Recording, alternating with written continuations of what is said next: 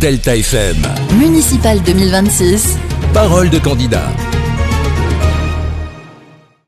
Bonjour à tous, bienvenue dans ce nouveau numéro de Parole de candidat. C'est votre rendez-vous de la mi-journée, juste après le journal de 12h30. Et à mes côtés, Rémi Foulon, rédacteur en chef de Delta FM. Bonjour Rémi. Bonjour Sylvia, bonjour tout le monde. Votre nouveau rendez-vous, effectivement, Parole de candidat. On va se retrouver tous les midis et chaque jour, on reçoit les têtes de liste d'une ville. Et aujourd'hui, on part au Portel, une ville qui compte près de 9000 habitants et qui s'apprête à un passage de relais. Et oui, effectivement, le maire sortant, Olivier Barbarin, a décidé de ne plus se présenter après 2 mandats.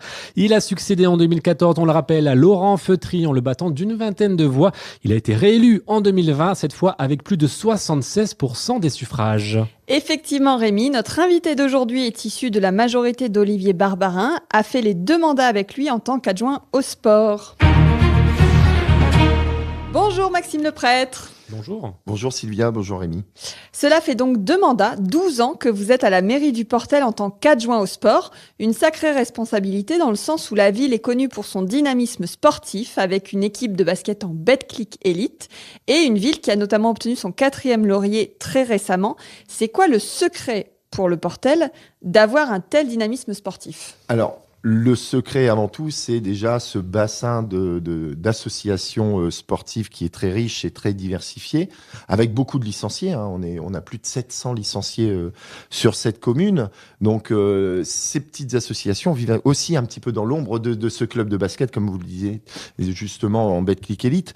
Mais derrière ça aussi, le dynamisme est provoqué par aussi une volonté politique d'avoir un vrai service des sports composé de plusieurs membres, des membres de qualité, des collaborateurs qui font très bien leur boulot, et ça permet aussi de pouvoir offrir différentes activités sportives à nos Portelois et surtout pour tous, des bambins jusqu'aux seniors, et tout ça dans un cadre hebdomadaire. Et l'été, pareil, c'est des activités gratuites qui sont proposées sur la plage. Donc il y a une réelle volonté, alors la volonté de faire du sport, mais on sait que le sport santé prend de plus en plus de place dans notre quotidien. Donc aujourd'hui, c'est pour moi un devoir d'une collectivité d'essayer de faire au mieux que notre population se porte bien et en bonne santé. Du sport pour tous, on l'entend, mais aussi du sport de haut niveau. On pense évidemment à l'ESSM Le Portel, avec des résultats qui sont un peu difficiles ces dernières années. Est-ce que le sujet de la fusion entre le SSM et le SOMB, c'est toujours d'actualité ? Alors, le sujet de la fusion, il existe depuis maintenant plusieurs années, depuis le temps que ces 2 clubs sont proches à quelques centaines de mètres des 2 salles et le haut niveau de ces 2 clubs. Donc, il est vrai que pour quelqu'un de lambda, ce serait que normal que les 2 clubs s'associent, mais chaque club a son identité, chaque club a son comité, a son président et son histoire.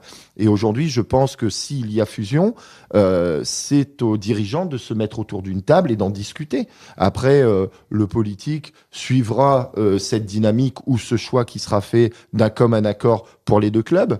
Après, on sait la réalité économique est en train de rattraper malheureusement notre milieu sportif. On sait que sur la Côte d'Opale, sur le département ou la région, on a des clubs de haut niveau en football, en handball, en basket. Donc aujourd'hui, il est difficile de prendre sa place pour aller chercher des nouvelles parts de marché et ainsi amener des nouvelles recettes. Bon, s'il faudra y passer, il faudra qu'ils se mettent autour de la table pour qu'on ait du basket de haut niveau sur le Boulonnais. Maintenant, libre à eux de prendre les décisions qu'il faudra. Et vous les suivrez ? Et on les suivra, bien sûr. Alors Olivier Barbarin vous a donc désigné comme son successeur. Ce ne sera pas facile de passer après lui. C'est une personnalité qui est appréciée, je pense, de ses administrés. Vous vous sentez prêt à ce passage de relais ? Alors, avant de vous répondre, savoir si je suis prêt, déjà, je voudrais quand même préciser simplement qu'il est apprécié par ses administrés, mais aussi apprécié avec les 2 équipes qui se sont succédées, puisqu'on a toujours travaillé en équipe, et Olivier Barbarin est un leader d'hommes, et aujourd'hui, le résultat, c'est un résultat d'équipe, mais par un vrai, qui a été managé par un vrai leader. Et aujourd'hui, je pense que la réussite, elle est à son titre de maire, elle est collective, mais principalement c'est lui qui a gardé le lead sur cette équipe et qui nous a un petit peu sortis de nos zones de confort pour qu'on fasse progresser chacun dans notre délégation les différents projets, et on l'a fait avec le cœur, et il nous a donné sa dynamique, même parfois on était un peu en dessous, mais lui il savait toujours nous tirer vers le haut et tirer le meilleur de nous-mêmes pour aller au plus profond des projets. Et alors vous vous sentez prêt ? Je me sens prêt. Alors, Dieu sait que le niveau que monsieur le maire Olivier Barbarin a mis est très haut, hein, que ce soit en termes de personnalité. Hein, c'est une personne politique connue et reconnue, hein, d'un point de vue local, mais aussi départemental. Hein. On voit que son mandat de départemental se passe très très bien. Il fait avancer les projets pour l'ensemble du territoire. Au niveau de la CAM, on voit il a eu des sujets très importants à traiter. Il les traite au mieux sur l'eau, sur l'assainissement, etc. Et puis là, au niveau régional, il a été aussi vice-président au niveau régional et il a fait un sacré boulot avec Daniel Percheron. Donc oui, c'est un vrai homme politique qui est arrivé vraiment au plus haut sur ces derniers temps. Et respect à lui d'avoir pris cette décision d'arrêter. Et puis, disons que c'est un homme de parole et il a tenu sa parole. Maintenant, c'est vrai que le remplacer, c'est difficile. Par contre, je suis prêt à relever le défi. Si je me présente devant les Portelois, c'est parce que je m'en sens capable. Et aujourd'hui, sur le fond, donner l'énergie avec l'équipe, on y arrivera. Sur la forme, chacun sa personnalité, chacun sa façon de communiquer. C'est peut-être là où se fera la différence. Mais en tout cas, l'énergie, j'ai la même énergie que Olivier Barbarin. Au-delà de cette belle relation que vous entretenez avec Olivier Barbarin, est-ce que durant ces années passées à ses côtés, il y a des projets, des idées, des thématiques que vous retenez ? Alors, la principale thématique, et je pense qu'elle est reconnue, c'est ce front de mer qui a été amélioré avec les sentiers du littoral, que ce soit du côté Montecoupe ou que ce soit du côté Alprec, mais aussi les balcons sur la mer, la place de la République. Donc voilà, tout ça, c'est des projets structurants qui a fait progresser le Portel vers le haut. Hein. On a regagné nos lettres de noblesse, comme je le dis à chaque fois, mais aujourd'hui, on a du tourisme qui revient, on a nos habitants qui sont heureux, et quand une ville qui se porte bien, c'est une ville qui a des commerces diversifiés. Et aujourd'hui, on peut dire qu'on a réussi le pari, parce que c'est avec fierté qu'on a un panel de commerces très intéressant.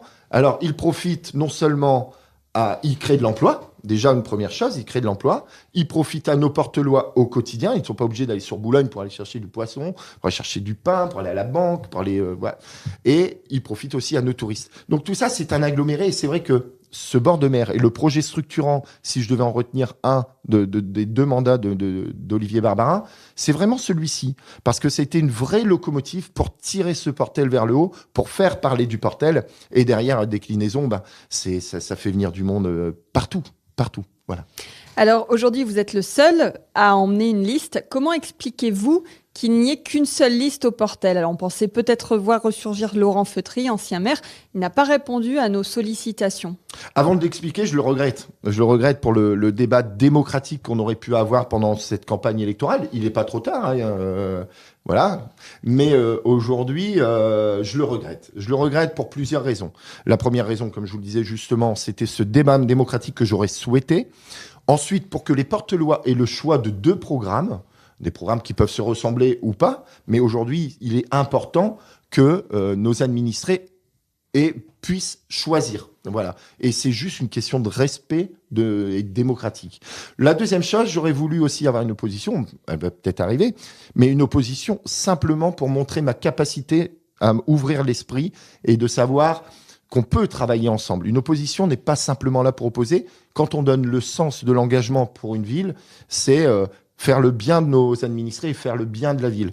Et le bien de la ville, parfois dans une opposition, c'est ce qu'ils souhaitent aussi. Donc les bonnes idées ne sont pas que dans la tête de la majorité, mais elle peut être aussi dans le... Donc c'est pour ça aussi que je suis un peu déçu de ne pas avoir cette opposition, c'est que j'aurais voulu prouver ma capacité à aussi travailler ensemble. Et puis voilà. Vous évoquiez tout à l'heure une identité forte au Portel, à travers notamment la dynamique sportive. Comment on fait pour répondre un peu aux attentes des habitants, pour préserver cette belle identité portelloise ?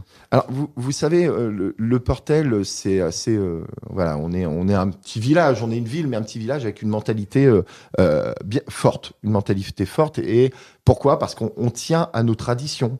on tient à notre patrimoine, à nos monuments, on tient aux valeurs du Portel, on tient aux symboles du Portel. Aujourd'hui, l'administré Portelois, il demande à ce qu'on valorise et surtout qu'on accompagne et qu'on entretienne ce particularisme portelois, hein, puisqu'on est quand même un petit village marin à la base, et il y a toutes des traditions qui se sont traduites autour de tout ça. Il y a plein de symboles aussi qu'il faut entretenir. Donc aujourd'hui, déjà, mon leitmotiv, c'est déjà me faire garant et entretenir ce qui existe depuis des centaines d'années. Donc ça, c'est le premier objectif. Après, le Portelois, il n'est pas difficile. Le Portelois, il veut un quotidien, il veut une ville propre, il veut une ville où il fait bon vivre, avec une plage propre et toujours avoir la possibilité d'aller dans les commerces, etc. Donc, et surtout, bon, je profite de parler des commerces, et surtout aussi, moi, je pense qu'il faut laisser ces parkings gratuits pour justement, parce qu'on sait qu'il y a une forte demande, et si on commence à mettre des parkings payants et tout, je veux dire, les personnes vont partir. Donc aujourd'hui, c'est vraiment une réelle volonté, c'est d'entretenir ce qui a été bâti et surtout accompagner nos commerçants qui sont eux aussi une locomotive pour l'attractivité de notre ville, mais aussi pour le bien-être de nos habitants. Alors, pas mal de travaux depuis ces 10 dernières années sur la commune du Portel, avec un boulevard du Maréchal Lyoté qui est actuellement encore en train de faire peau neuve. Est-ce qu'il y aura d'autres aménagements prévus durant votre mandat, si vous êtes élu ? Alors, il y a un projet porteur, un projet structurant qui sera le projet phare, on va dire, du mandat, qui sera divisé par phase. C'est de continuer le travail des 2 mandats, c'est-à-dire ce front de mer qui est tout juste magnifique. Hein. On a cette particularité d'être un peu en hauteur, hein. On appelle ça la falaise au Portel, et on a travaillé sur différents axes. Il y a un axe qu'on n'a pas travaillé encore, c'est le boulevard, le quai de la Vierge, qui va du pont Saint-André jusqu'au camping. Et ce quai, on l'imagine avec l'équipe, puisqu'on travaille tous ensemble, on l'imagine avec une grande promenade, une digue promenade, là où il sera bon de se rencontrer, de faire du vélo, chose qui est difficile en ce moment puisque le trottoir est réduit. Donc avec une modification de stationnement on va élargir ce trottoir, et c'est un projet qui sera structurant dans l'avenir. Après, bien sûr, il y aura le boulevard du Général de Gaulle qui sera sécurisé, un boulevard très accidentogène entre Équillan et le Portel, et puis d'autres rues qui seront faites au quotidien, qui demandent à être rénovées. L'un des joyaux du Portel, c'est le Fort de l'Eure. À l'échelle de la ville, comment on fait pour contribuer à sa préservation ? Alors, la préservation, elle est déjà naturelle. C'est entretenir cette moulière, parce que les gens, s'ils viennent le Fort de l'Eure, c'est pour l'admirer, mais c'est aussi pour aller chercher les moules. Donc c'est un travail aussi avec le Conservatoire du Littoral, etc., pour les ouvertures et fermetures, pour entretenir cette moulière. Déjà, ça, c'est un premier élément important. Ensuite, le côté historique, on tient tous à notre Fort de l'Eure. On tient tous, et ça nous fait tous mal au cœur de le voir finalement se dégrader sur le côté gauche, pour être précis, puisque c'est les vents les plus porteurs, donc c'est là où... Mais aujourd'hui, il est difficilement envisageable, déjà d'un point de vue technique, vous allez me dire, à l'époque, ils y arrivaient, mais aujourd'hui, quand on voit ce qu'on a dépensé pour entretenir les perrets, aujourd'hui, les perrets demandent encore à être entretenus pendant ces plusieurs années. Disons que la priorité, c'est déjà de pérenniser notre front de mer avec les habitations et de consolider ce front de mer. Le Fort de l'Eure, s'il y avait une action à faire, pourquoi pas l'étudier à l'avenir ? C'est peut-être éviter qu'il ne se dégrade encore plus. C'est peut-être, pourquoi pas imaginer, attention, hein, je lance ça comme ça, mais un enrochement, justement, comme on l'a fait justement sur ce bord de mer, pour justement faire des brise-lames pour éviter qu'ils viennent continuer à dégrader ce beau monument, et ce monument qui tient au cœur des Portelois. Alors, on va être un peu plus dans l'actualité. Récemment, l'école privée Saint-Jean-Baptiste a fermé ses portes. Les autres établissements de la commune seront-ils en mesure d'accueillir les autres enfants à la rentrée prochaine ? Alors, avant de répondre à votre question, je suis très attaché à cette école. Moi-même, je suis allé étant enfant. Mes enfants sont allés dans cette école. J'ai fait les kermesses, j'ai organisé les kermesses avec plusieurs amis. Donc, déjà, c'est un choc que moi-même, j'ai dû, en tant qu'élu, accepter. Aujourd'hui, pour moi, il y a 2 combats. Bon, même si je comprends que Saint-Jean-Baptiste, c'est une école privée, donc la mairie n'a aucune influence, malgré tout, si on peut porter notre voix sur les décisions qui peuvent être prises, on donnera le maximum pour essayer de trouver des solutions si elles sont encore possibles. Malgré tout, nous, notre responsabilité, notre devoir, c'est d'accompagner nos habitants. On parle du scolaire, mais ça peut être pour autre chose, la santé ou autre. Mais là, purement pour le scolaire. Et c'est vraiment d'anticiper, puisque, en fait, ce qui a choqué les parents des enfants, c'est que cette nouvelle est tombée brutalement. Même le corps enseignant, le matin même, je voyais des enseignants, le sourire aux lèvres, et le soir, ils pleuraient. Parce que le couperet est tombé via un mail ou un formulaire. Donc aujourd'hui, déjà sur la forme, j'ai pas trouvé ça très correct. Maintenant, aujourd'hui, notre devoir, comme je vous disais, c'est d'anticiper cette éventualité de fermeture. Pour eux, elle est actée, on verra. Mais c'est d'anticiper. Et oui, si je peux répondre à votre question, nous avons déjà regardé un petit peu les effectifs dans les classes pour l'année scolaire à venir, et nous serons en capacité de recevoir les scolaires qui seront malheureusement mis à la porte, même si je regrette que maintenant au Portel, on n'ait plus le choix entre mettre ses enfants dans le privé et dans le public. Mais aujourd'hui, on va recevoir dans les prochains jours l'ensemble des parents d'élèves pour expliquer les formalités à suivre, et on sera accompagné de l'inspectrice académique pour expliquer aux parents et accompagner les parents et surtout déstresser les enfants, parce que c'est aussi un traumatisme pour nos enfants.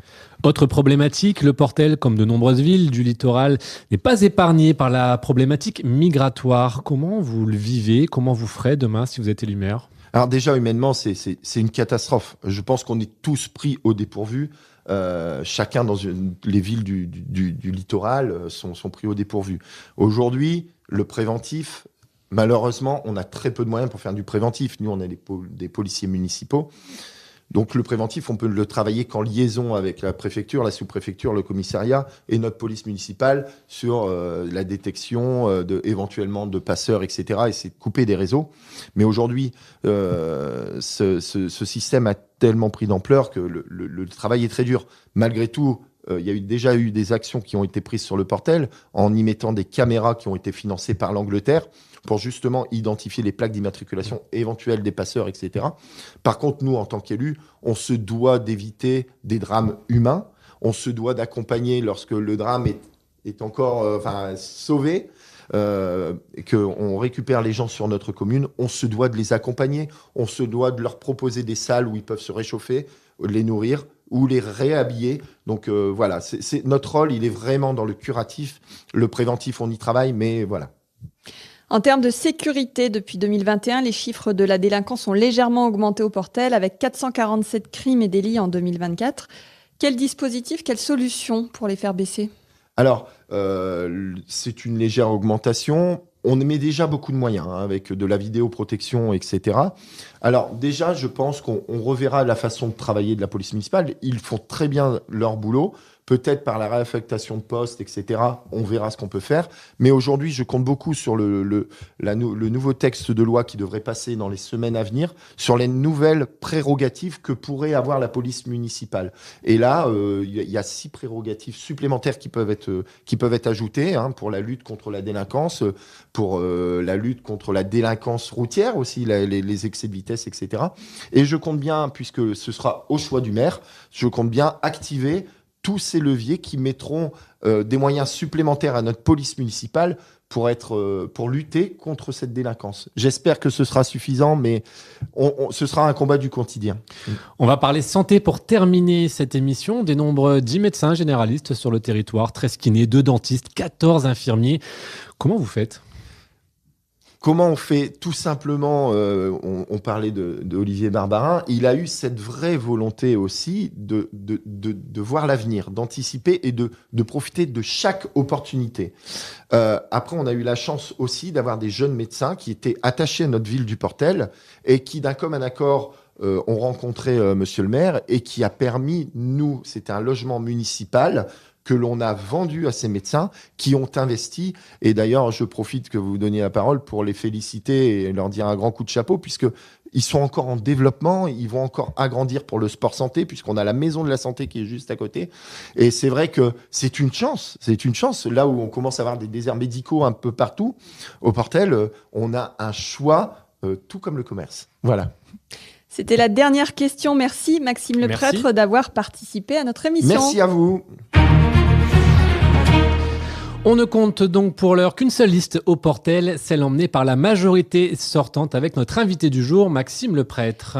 Merci Rémi, c'est la fin de cette émission. Merci à tous de nous avoir suivis. On vous rappelle que les élections municipales se tiendront les 15 et 22 mars prochains. En attendant, toutes nos émissions Paroles de candidats sont à retrouver sur deltafm.fr et en vidéo sur notre chaîne YouTube. Bonne journée!